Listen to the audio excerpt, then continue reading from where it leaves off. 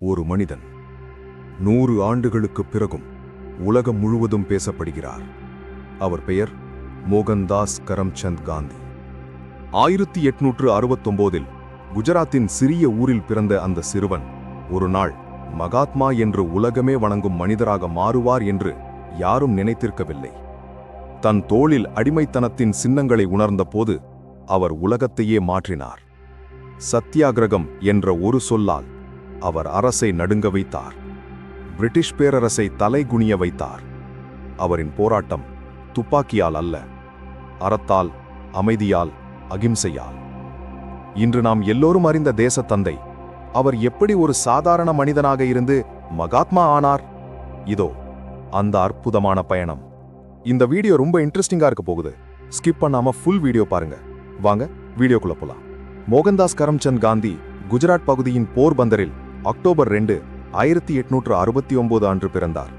அவரின் தந்தை கரம்சந்த் உத்தம்சந்த் காந்தி போர்பந்தர் பகுதியின் தலைமை அமைச்சராக இருந்தவர். காந்தி அவரது வீட்டில் இறுதியாக பிறந்த குழந்தை. அவருக்கு 2 சகோதரர்களும் ஒரு சகோதரியும் இருந்தனர். ராஜ்கோட்டில் மேல்நிலை கல்வி பயின்ற போது காந்தி தன் சிறுவயதிலேயே நிச்சயிக்கப்பட்ட கஸ்தூர்பாவை மணந்து கொண்டார். மோகன்தாஸ் காந்தியின் 16வது வயதில் அவரின் தந்தை கரம்சந்த் உத்தம்சந்த் காந்தி மரணமடைந்தார். தனது 18வது வயதில் கல்வி பயில்வதற்காக இங்கிலாந்துக்கு பயணப்பட்டார் காந்தி. காந்தி தனது பள்ளிக்காலத்தில் ஆங்கில பாடத்தில் சிறந்து விளங்கினார். கணிதம், புவியியல் ஆகிய பாடங்களில் குறைவான மதிப்பெண்களே எடுப்பவராக இருந்தார் காந்தி. காந்தி தனது கையெழுத்து அழகாக இல்லை என்பதை கூறி வெட்கப்பட்டு கொண்ட நிகழ்வு நடந்திருக்கிறது.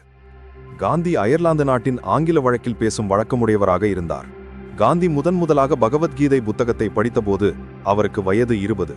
பகவத்கீதை காந்தியின் மனதை ஈர்த்த புத்தகங்களுள் முதன்மையானது. இங்கிலாந்து சென்று 3 ஆண்டுகள் கழித்து இந்தியா திரும்பினார் காந்தி. பம்பாய் உயர்நீதிமன்றத்தில் வழக்கறிஞராக பணியாற்ற முயன்று சிறிது காலம் சட்ட வரைவாளராக பணியாற்றினார். 1893ஆம் ஆண்டு இந்தியாவிலிருந்து தென்னாப்பிரிக்காவுக்கு பயணப்பட்டார் காந்தி. ரயில் பயணத்தின் போது நிறம் காரணமாக அவமானப்படுத்தப்பட்டார் காந்தி. தென்னாப்பிரிக்காவில் தலை விரித்தாடிய நிறவெறிக்கு எதிராக நாட்டல் இந்திய காங்கிரஸ் கட்சியை தோற்றுவித்தார். தென்னாப்பிரிக்காவின் நாட்டல் பகுதியின் உச்சநீதிமன்றத்தில் பதிவு செய்த முதல் இந்திய வழக்கறிஞர் காந்தி. தென்னாப்பிரிக்கா வாழ் இந்தியர்களின் பிரச்சினைகளுக்கு குரல் கொடுத்தார். தென்னாப்பிரிக்கா வாழ் இந்தியர்களின் வாழ்விடங்கள், வர்த்தகம் ஆகியவற்றை மறுக்கும் சட்டங்களை எதிர்த்து தொடர்ந்து தாதாபாய் நவ்ரோஜிக்கு கடிதம் எழுதினார் காந்தி. 1902ஆம் ஆண்டு மீண்டும் இந்தியா திரும்பிய காந்தி சில நாட்கள் கல்கத்தாவில் கோகலேவுடன் தங்கினார். பிறகு பம்பாய் நீதிமன்றத்தில் வழக்காடுவதை தொடங்கினார். எனினும் தென்னாப்பிரிக்காவில் அவர் தொடங்கிய பணி அவரை மீண்டும் அழைத்தது. தென்னாப்பிரிக்காவின் டிரான்ஸ்வால் பகுதியில் ஆசியர்கள் தங்கள் கைரேகையை பதிவு செய்து அடையாள அட்டை பெற்றால் மட்டுமே வாழ முடியும் என்ற சட்டம் உருவாக்கப்பட்டது. அதை கண்டித்து டர்பன் நகரில் போராட்டம் நடத்தினார் காந்தி. தென்னாப்பிரிக்காவின் ஜோஹன்னஸ்பர்க் நகரில் பிளேக் நோய் பரவிய போது ஆரோக்கியத்துக்கான வழிகாட்டி என்ற தலைப்பில் தனது உணவு பழக்கம் குறித்து புத்தகம் எழுதினார் காந்தி. 1905ஆம் ஆண்டு பிரிட்டிஷ் அரசு வங்காள பிரிவினையை முன்வைத்தது. அதை கண்டித்த காந்தி பிரிட்டிஷ் பொருட்களை புறக்கணிக்க வேண்டும் என அறைகூவல் விடுத்தார். 1906ஆம் ஆண்டு தன் அண்ணன் லக்ஷ்மிதாஸ் காந்திக்கு கடிதம் எழுதினார் காந்தி. அதில் தனக்கு உலகத்தின் பொருட்கள் மீது ஆசை இல்லை என்று குறிப்பிட்டார். காந்தி ஆசியர்களுக்கான தனி சட்டத்தை கண்டித்து லண்டனில் பொதுக்கூட்டம் நடத்தினார். அதில் பல இந்தியர்கள் கலந்து கொண்டனர். ஆசியர்களுக்கான தனி சட்டம் டிரான்ஸ்வால் நாடாளுமன்றத்தில் அமல்படுத்தப்பட்டது.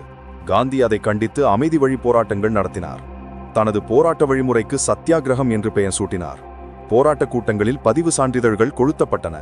இந்தியர்கள் தங்கள் எதிர்ப்பை பல்வேறு அமைதியான வழிகளில் வெளிப்படுத்தினார். டிரான்ஸ்வால் பகுதியை விட்டு வெளியேறாததற்காக காந்திக்கு 2 மாதங்கள் கடுங்காவல் தண்டனை விதிக்கப்பட்டு சிறையில் அடைக்கப்பட்டார். 2 மாதங்களுக்கு பிறகு சிறையிலிருந்து காந்தி விடுதலையான போது இந்திய தேசிய காங்கிரஸ் தென்னாப்பிரிக்கா வாழ் இந்தியர்களுக்காக தீர்மானம் நிறைவேற்றியது. சிறையிலிருந்து விடுதலையான 1 மாதத்தில் காந்தியிடம் ஆசியர்களுக்கான பதிவு சான்றிதழ் இல்லை என்பதால் மீண்டும் கைது செய்யப்பட்டு பிணையில் விடுவிக்கப்பட்டார். தென்னாப்பிரிக்கா வாழ் இந்தியர்கள் இறுதிப் போராட்டத்திற்கு தயாராக வேண்டும் என பத்திரிகைகளில் எழுதினார் காந்தி. 3 மாதங்கள் சிறை தண்டனை அளிக்கப்பட்டது.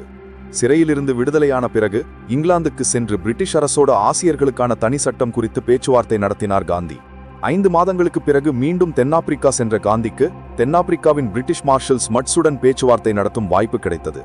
இந்தியர்கள் தங்கள் அமைதி போராட்டத்தை கைவிட்டால் அவர்களின் வேண்டுகோள் நிறைவேற்றப்படும் என ஸ்மட்ஸ் காந்திக்கு உறுதியளித்தார். போராட்டம் முடிவுக்கு வந்தது. ஆசியர்களுக்கான தனி சட்டமும் கைவிடப்பட்டது. கோகலேவை தென்னாப்பிரிக்காவுக்கு சுற்றுப்பயணம் அழைத்தார் காந்தி.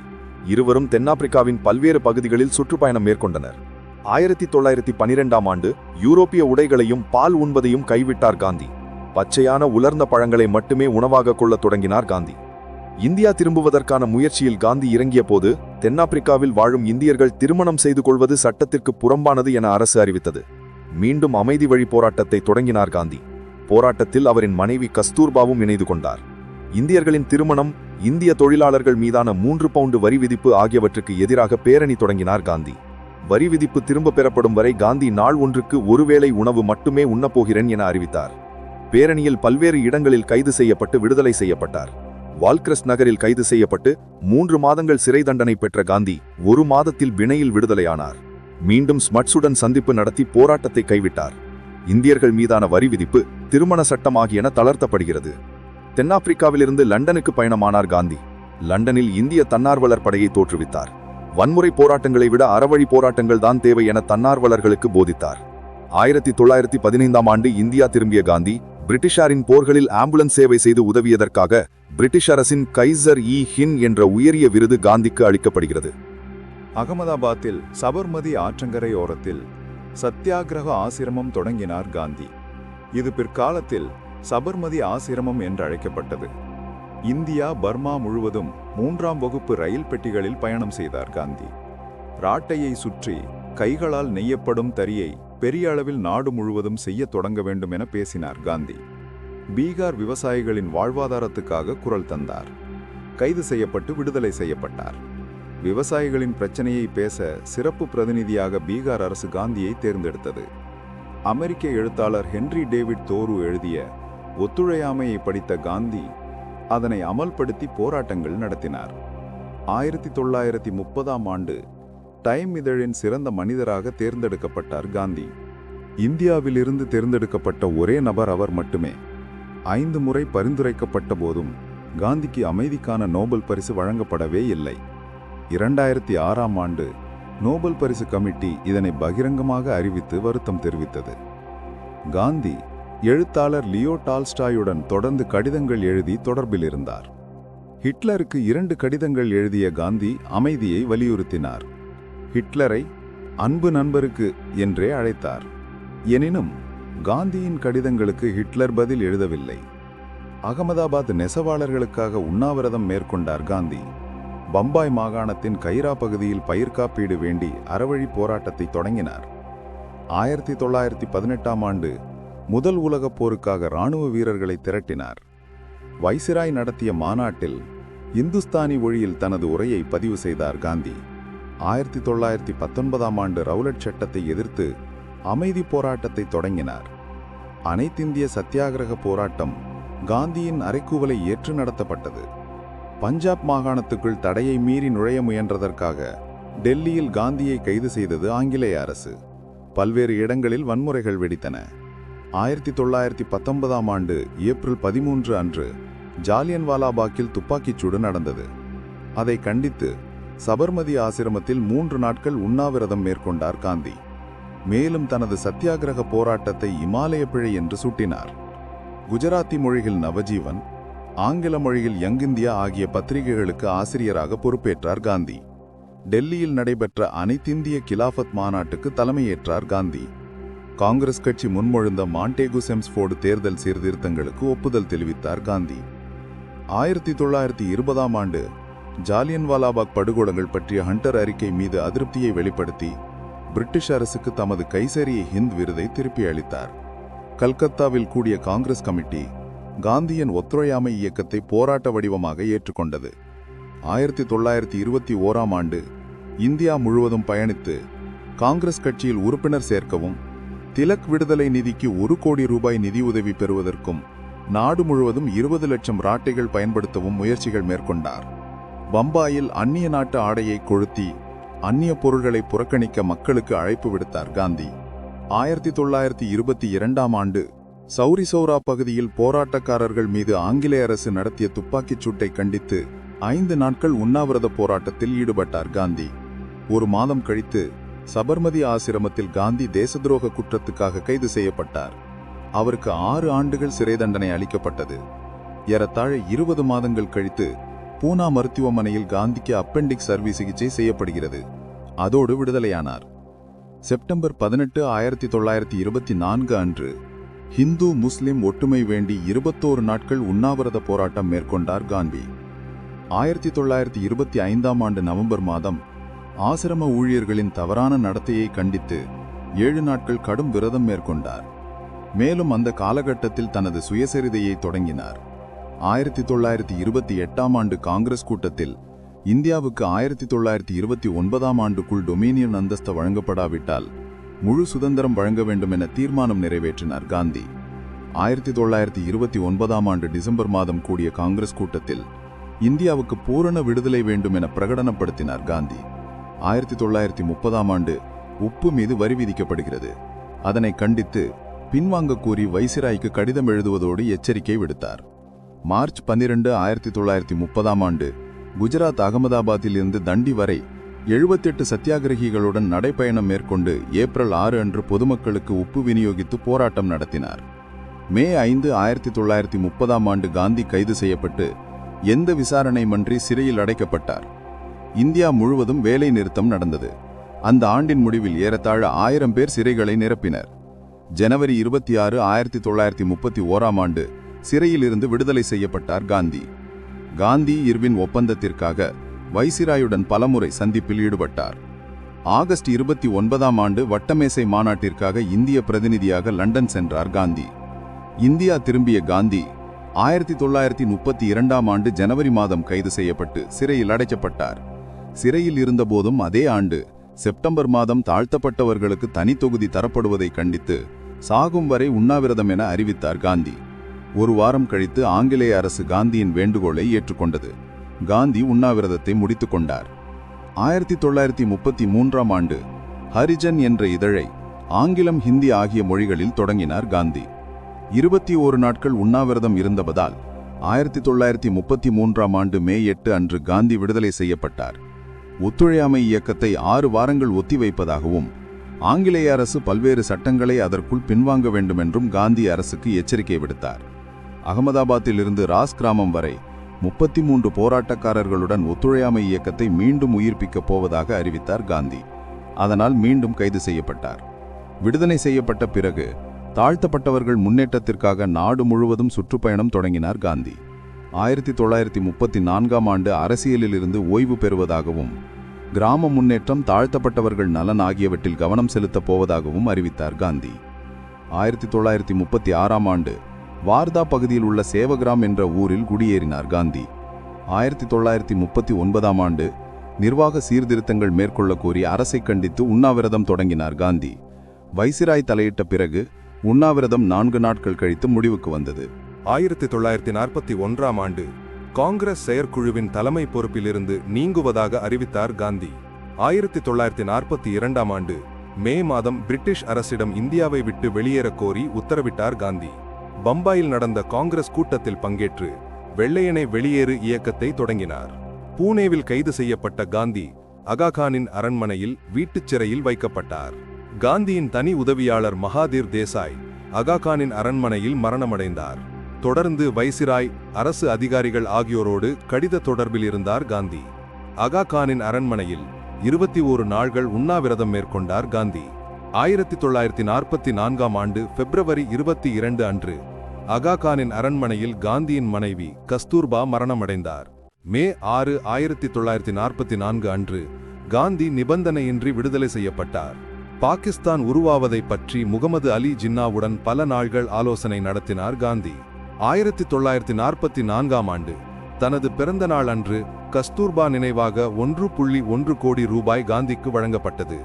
1945 ஜெர்மனி, ஜப்பான் நாடுகள் அமைதி நிலைக்கு திரும்ப வேண்டும் எனவும் இந்தியா சுதந்திரமடையவும் சமத்துவம் பெறவும் வேண்டும் எனவும் பேசினார் காந்தி. காந்தி 1945 இறுதியில் வங்காளம், அஸ்ஸாம் ஆகிய பகுதிகளுக்கு சுற்றுப்பயணம் மேற்கொண்டார். 1946 தென்னிந்தியா வந்த காந்தி தீண்டாமையை கண்டித்தும் இந்துஸ்தானி மொழிக்காகவும் பிரசாரம் நடத்தினார். டெல்லியில் அமைச்சரவை குழுவுடன் ஆலோசனை நடத்தினார் காந்தி.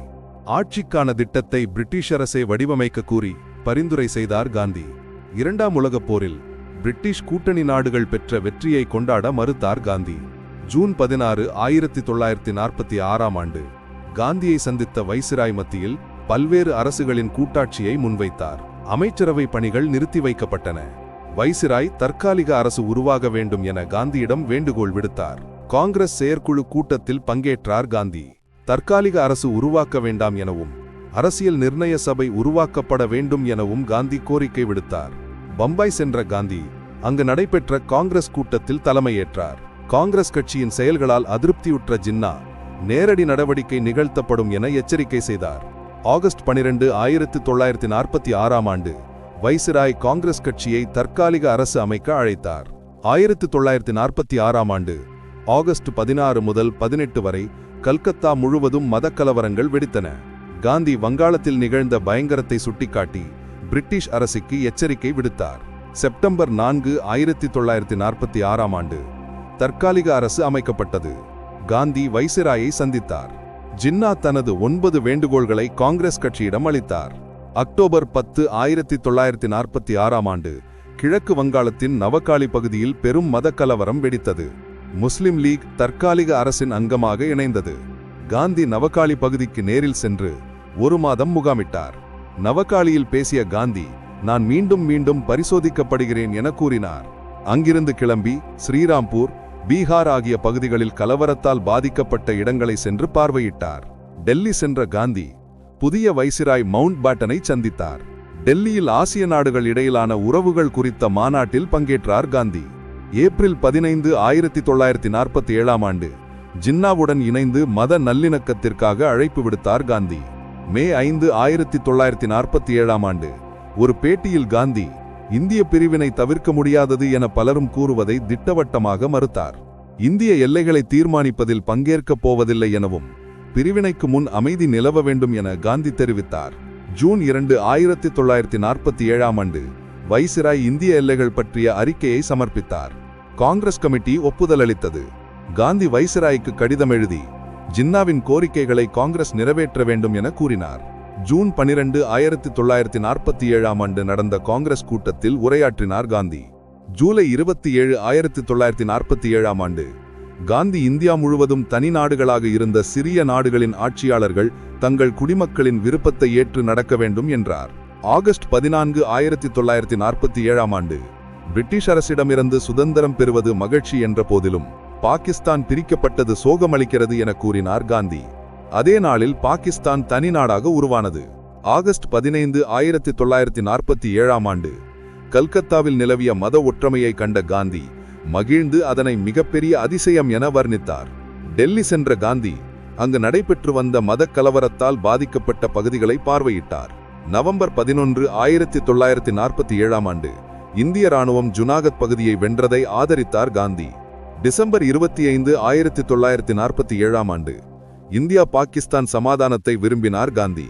ஜனவரி 12, 1948 டெல்லியில் நிலவிய மத மோதல்களை நிறுத்தக் கோரி உண்ணாவிரதம் மேற்கொள்ளத் தொடங்கினார் காந்தி.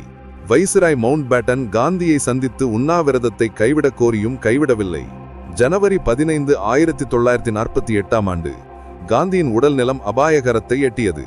அமைச்சரவை பாகிஸ்தான் அரசுக்கு நிதியுதவியாக 550 மில்லியன் ரூபாய் தர முடிவு செய்ததை வரவேற்றார் காந்தி. எனினும் பொது அமைதிக்காக உண்ணாவிரதத்தை கைவிடவில்லை.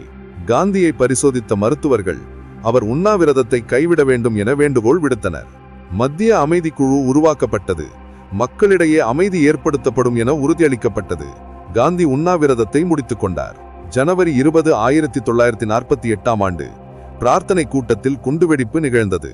காந்தி ஆபத்தின்றி தப்பித்தார். டெல்லியின் மெஹராவலியில் நடந்த இஸ்லாமியர்களின் திருவிழாவில் பங்கேற்றார் காந்தி. இஸ்லாமியர்களின் திருவிழாவில் பங்கேற்றதால் கோபமுற்ற இந்து அகதிகள் காந்தியை இமயமலை சென்று ஓய்வு எடுக்க மூலமாக கூறினர். ஜனவரி 30, 1948 மாலை பிரார்த்தனை கூட்டத்திற்கு சென்று கொண்டிருந்த காந்தி மீது துப்பாக்கிச்சூடு நடத்தப்பட்டது. நாதுராம் கோட்சே கையில் இருந்த துப்பாக்கியில் வெடித்த 3 தோட்டங்கள் காந்தி உடலில் பாய்ந்தன. ஹே ராம் என்ற முழக்கத்தோடு சரிந்து விழுந்து இறந்தார் காந்தி. காந்தியின் இறுதி ஊர்வலம் 5 மைல்கள் நீளமாக இருந்தது. பிப்ரவரி 12, 1948 காந்தியின் உடல் யமுனை நதிக்கரையோரத்தில் தகனம் செய்யப்பட்டது. அவரது சாம்பல் பல்வேறு இடங்களில் கரைக்கப்பட்டது. அகா கானின் அரண்மனையில் இன்றும் காந்தியின் சாம்பல் வைக்கப்பட்டிருக்கிறது. காந்தி 40 ஆண்டுகளாக ஒவ்வொரு நாளும் ஏறத்தாழ 18 கிலோமீட்டர் தூரம் வரை நடந்தார். 1913 முதல் 1938 வரை காந்தி நடந்த தூரம் பூமியின் சுற்றுவட்டத்தை 2 முறை நடப்பதற்கு சமமானது. காந்தி உணவு உண்பதற்காக மட்டும் செயற்கை பற்களை பயன்படுத்தினார். இந்தியாவின் முக்கிய சாலைகளில் 53 சாலைகள் காந்தியின் பெயரில் உள்ளன. மற்ற நாடுகளில் காந்தியின் பெயரில் 48 சாலைகள் இயங்குகின்றன. காந்தியை கடுமையாக எதிர்த்த பிரிட்டிஷ் அரசு 1969ஆம் ஆண்டு காந்தியின் 100ஆண்டு விழாவை சிறப்பிக்கும் வகையில் தபால்கரை வெளியிட்டது. பூனா சிறையில் காந்தி இருந்தபோது அவர் பயன்படுத்திய ராட்டை 2013ஆம் ஆண்டு 1.1 லட்சம் பவுண்டுகளுக்கு ஏலம் போனது. காந்திக்கு மகாத்மா என்ற பட்டத்தை அளித்தவர் ரவீந்திரநாத் தாகூர். காந்தியை தேசத்தந்தை என கொண்டாடுகிறது இந்தியா.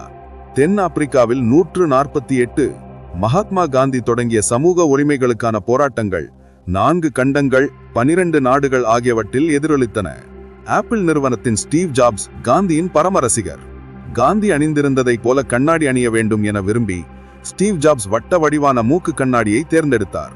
2007ஆம் ஆண்டு ஐக்கிய நாடுகள் சபை காந்தியின் பிறந்த நாளை அஹிம்சைக்கான சர்வதேச தினம் என அறிவித்தது. மேலும் இது போன்ற சுவாரஸ்யமான வீடியோக்களுக்கு லைக் பண்ணுங்க, ஷேர் பண்ணுங்க மற்றும் சுவாரஸ்யமான வீடியோக்களுக்கு சப்ஸ்கிரைப் பண்ண மறந்துடாதீங்க.